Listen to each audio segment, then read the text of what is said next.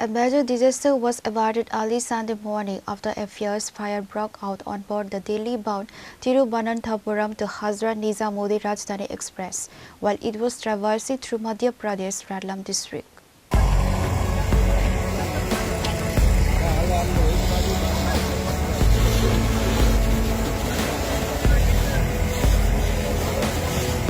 Two compartments, specifically the B1 third-tier AC coach and adjacent luggage compartment, were completely guarded in the blaze. Fortunately, all 68 passengers on board the affected coach were evacuated safely, and no casualties or injuries have been reported.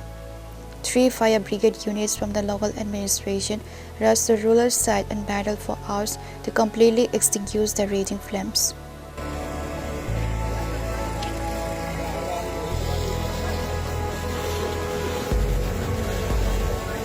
Pure report, Chini Khorang.